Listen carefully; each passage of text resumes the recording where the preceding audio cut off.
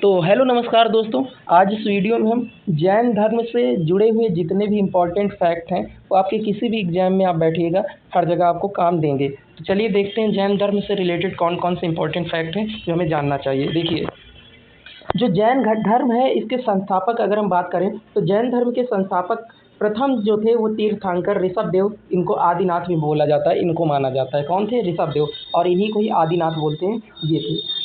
जैन धर्म ये बोलता है कि अहिंसा, अपरिग्रह, सत्य, आस्तेय यानी चोरी न करना, ब्रह्मचर्य पर आधारित है।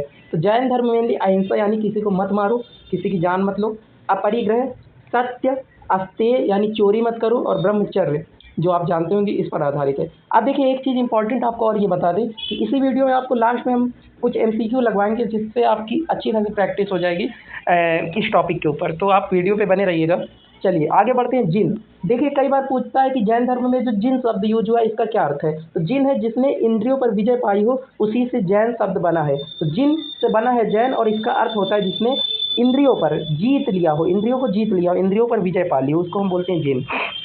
चलिए, इसमें जैन धर्म में टोटल 24 तीर्थंकर हैं। कितने? 24 तीर्थंकर हैं। प्रथम तीर्थंकर जो थे वो थे ऋषभ देव, जिनको हम आदिनाथ बोलते हैं। ऋषभ देव प्रथम थे जिनको हम आदिनाथ बोलते हैं। अंतिम जो है वो क्वेश्चन में पूछता है सीधा कि 24 तीर्थंकर कौन थे। तो महावीर स्वामी, इनका जन्म 599 ईसा पूर्व हुआ था और वैशाली में हुआ था, और निर्वाण इनका पावापुरी बिहार में हुआ। वो 527 ईसा पूर्व हुआ था। ठीक है। तो कहाँ पे जन्म हुआ?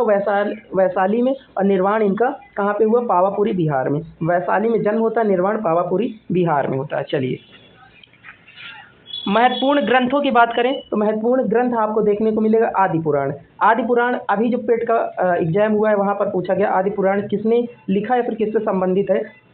तो देखिए, ऋषभ देव आदिनाथ से संबंधित हैं, और रचनाकार इसके आचार्य जिनसेन व गुणभद्राचार्य थे। कौन? आचार्य जिनसेन व गुणभद्राचार्य इसके रचनाकार थे, और ऋषभ देव से ये संबंधित है। कल्प सूत्र की बात करें तो कल्प सूत्र भद्रबाहु द्वारा इसको लिखा गया, और इसमें महावीर जो स्वामी का जीवन वृत्त है। समय सार आचार्य कुंद द्वारा लिखा गया। क्या? समय सार। चलिए, तत्वार्थ सूत्र जो है आचार्य उमा स्वाति द्वारा, और जैन धर्म का गीता भी इसी को कहते हैं। किसको? तत्वार्थ सूत्र को, क्योंकि ये जैन धर्म का गीता कहा जाता है, बहुत ही इंपॉर्टेंट है। जैन धर्म के 2 प्रमुख संप्रदाय हुए हैं, जिनमें से पहला संप्रदाय है दिगंबर और दूसरा है श्वेतांबर। तो दिगंबर क्या होता है? वस्त्रहीन, जो वस्त्र नहीं पहनते, मोक्ष के लिए वस्त्र का त्याग को आवश्यक मानते हैं। और श्वेतांबर, श्वेत से हमें पता है कि सफ़ेद होता है, और ये सफ़ेद वस्त्र धारण करने वाले होते हैं। नेक्स्ट हम बात करते हैं प्रतीक चिन्ह। तो कई बार प्रतीक चिन्ह पूछता है कि कौन सा प्रतीक चिन्ह जैन धर्म में किस चीज़ से रिलेटेड है। तो देखिए, जैन धर्म का प्रतीक चिन्ह है वो हस्त चिन्ह है, और ये अहिंसा का संदेश देता है। किसका? क्वेश्चन डायरेक्ट पूछता है कि जो हस्त चिन्ह होता है ये किस चीज़ का जैन धर्म में संदेश देता है। तो ये अहिंसा का संदेश देता है। 5 महाव्रतों की बात की गई, अहिंसा, सत्य, अस्तेय, ब्रह्मचर्य और अपरिग्रह, जो हमने पहले ही बात की। अब देखिए, जैन धर्म से कुछ संबंधित स्थल हैं, जैसे पावापुरी बिहार में महावीर का निर्वाण स्थल है। ये श्रवणबेलगोला कर्नाटक में है। यहाँ पे गोमटेश्वर बाहुबली की विशाल मूर्ति है। कहाँ पे? श्रवणबेलगोला में है। किनकी? गोमटेश्वर बाहुबली की विशाल मूर्ति। गिरनार गुजरात में क्या है? नेमिनाथ से संबंधित है। गिरनार गुजरात किससे संबंधित है? नेमिनाथ से संबंधित है। माउंट आबू दिलवारा मंदिर राजस्थान में है। जैन मंदिरों के लिए ये प्रसिद्ध है। माउंट आबू दिलवाड़ा मंदिर राजस्थान में है।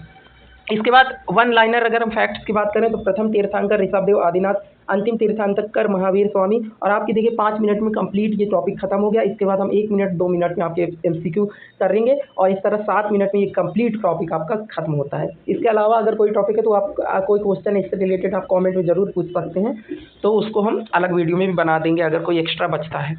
चलिए, नेक्स्ट हम देखते हैं महावीर का निर्वाण पावापुरी बिहार में हुआ। जैन धर्म का प्रमुख ग्रंथ तत्वार्थ सूत्र है, जिसको आपने देखा कि ये गीता भी बोला जाता है। और अगर हम बात करें इसको लिखा किसने था, तो यहाँ पर हमने जैसा कि अभी देखा था कि जो तत्वार्थ सूत्र था ये आचार्य उमा स्वाति द्वारा लिखा या फिर कंपाइल किया गया। चलिए नेक्स्ट हम बात करते हैं कल्प सूत्र की। भद्रबाहु द्वारा लिखा गया आदि पुराण जो है ऋषभ देव से संबंधित है।